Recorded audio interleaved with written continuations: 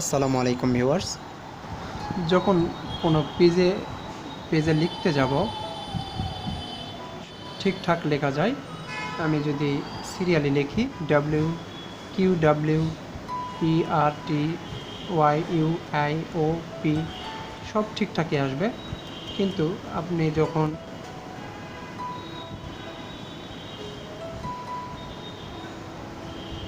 Slash দিবেন তখন hash চলে আসে, স্ল্যাশ দিলে হ্যাশ চলে আসবে। তো এই সমস্যা মূলত তখনই হয় যখন ল্যাঙ্গুয়েজ চেঞ্জ থাকে, সেই ক্ষেত্রে এই সমস্যাটা হয়। সবই ঠিক আসে, বাস স্ল্যাশ দিলে এই রকম আসে, হ্যাশ চলে আসে। আবার হ্যাশে যদি প্রেস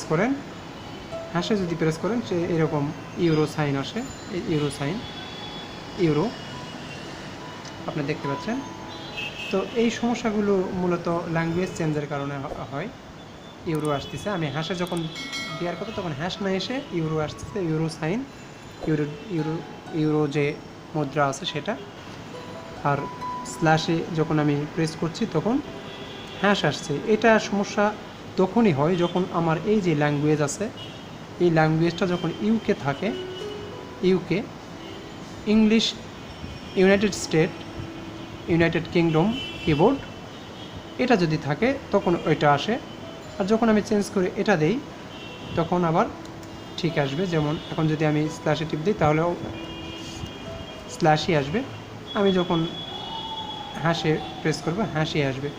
তো এইভাবে বারবার এখানে করতে হয়, এটা বারবার এটা ডিফল্ট হয়ে যায়। সমাধানে চলে যাই।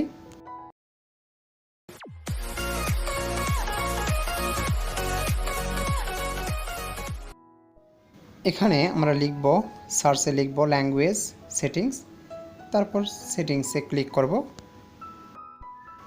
এখন স্ক্রল ডাউন করে নিচের দিকে আসব, ইংলিশ ইউনাইটেড স্টেট ক্লিক করব।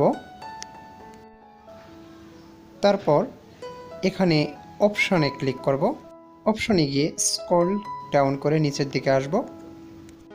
এখানে দুইটা কিউ আছে, উপরেরটা ইউনাইটেড কিংডম এবং নিচেরটা ইউনাইটেড স্টেট।